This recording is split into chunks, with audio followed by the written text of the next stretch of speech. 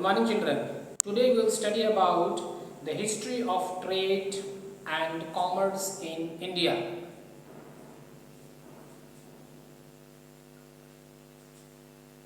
Class 11 Business Studies, chapter number 1, History of Trade and Commerce in India. This is a very important chapter because this chapter teaches you about the history of banking system in India. During the ancient time, Indians were the masters of seaborne trade to Europe. So in the ancient times, Indians were master of the seaborne business throughout the Europes, then Asia and also in the Africa. In the 18th of the century, almost every nation on earth obtained a large extent of supplies of fine cotton from India. So fine cotton and silk fabrics, spices, indigo, sugar, drugs, precious stones and many curious works of art were exchanged from the India to the European countries, Asian countries and also to the African countries in exchange of gold and silver. So India was one of the best exporter of cotton and silk fabrics, spices, indigo, sugar, drugs, precious stones and many curious works of arts were exported from India to Europe, Asia and African countries in exchange of gold and silver. But slowly as the British came in India, because of the industrial revolution, all these vanished from the India. So history says that we were expert in the business, export business throughout the world. And this was done through the indigenous banking system. We know that for every export, banking system is required. At that time, these commercial banks like HDFC, ICICI Bank were not there. But we were having a banking system at that time also that was called the indigenous banking system. Now what is the indigenous banking system? An indigenous bankers or bank is defined as individual or private firm which receive deposit deals in hundis or engage itself in lending monies. So all those banker or banks, whether he may be individual or a private organization which receives deposits, deals in hundis. Handis means we'll study about the bill of exchange of the bills, and engaged in lending money were called the indigenous banker or bank. Indigenous banker constitute of the ancient banking system of India. These were basically the ancient banking systems in India. But nationalization of banks and emergence of modern commercial bank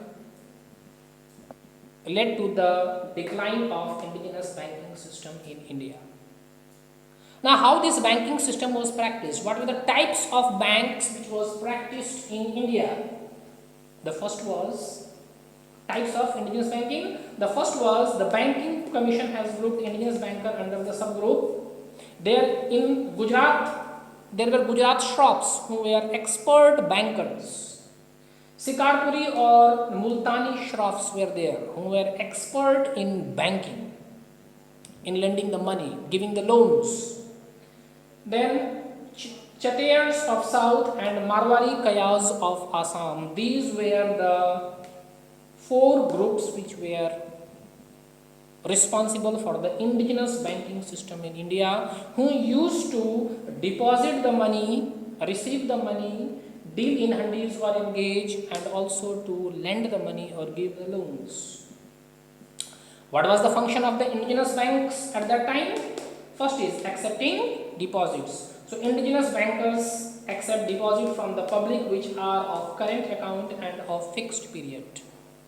So these indigenous bankers, these people, that's it, Gujarat Shroff, Sikarpuri or Multani Shroff, Chattiar South and Marwaris Kayas of Assam.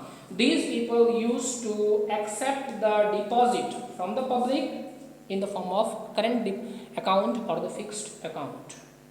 Then second function of the indigenous banking was advancing loans. They used to give the loans in the form of security, against the security of land, crops, gold or silver. So after taking the security or collateral as the land, crops, gold and silver, they used to give the loans to the businessman. Third functions of indigenous banking is discounting hundis. They buy, sell and discount hundis and bill of exchange. They used to buy the bill of exchange, that is bills from one person to another, buy and sell and discount the bills of exchange. Now the fourth function is speculation. They indulge in speculation of food and non-food crops and other consumption items. Speculation means increase, spontaneous increase in the price of the goods and price of the goods or services. So they used to speculate in the food and non-food crops and also in the consumption items. Means whenever the price used to fall down, they used to buy it, and whenever the spontaneously the price used to increase, they used to sell it to get the profit. This is called speculation. The fifth one is financing inland trade. They used to provide finance to the traders, artisans and small industries so that they can run their business properly. Now this was all about the indigenous banking system in India. But the slowly as the institution developed in India, the financial intermediaries in the institution or an individual acts started developing in India. The financial intermediaries started developing in India, who were the brokers, basically the middleman or the brokers who used to facilitate the channel of funds between the lenders and the borrowers. So every businessman required money and the money lender used to give the money. The middleman was required, that middleman was called basically the intermediaries. Bank may be the intermediaries. The lender give the fund to those institutions and institutions extend these funds to the borrowers. So once the broker get the money, the broker used to extend the money to the bank used to extend the money to the borrower. So we know that in the exchange of money, two people are required. One is the lender, one is the borrower, and in between them is the intermediary. He may be the bank. The lender will give the money to the bank and bank will give to the borrower. Again the borrower will give the money to the bank and the bank will give the money to the lender. This system started. This was called the rise of intermediaries. There are basically two types of financial intermediaries in India: organized sector and inorganized sector. So their financial intermediaries are organized, they are called organized sector, and the financial intermediaries which are not organized is called the unorganized sector. In the organized sector, again we have capital market intermediaries and money market intermediaries. In capital market intermediary basically comes the development bank, UTI, insurance company, export import bank and NBFC, that is non-banking financial corporations. Then in the money market intermediaries basically comes the RBI, commercial banks, cooperative banks, post office saving banks. Now come to the unorganized sector. In unorganized sector, the financial intermediaries are money lender, indigenous bankers, pawnbrokers, trader and landlords. Details will study about the organized and unorganized sector in the next video. Today only this much. Thank you.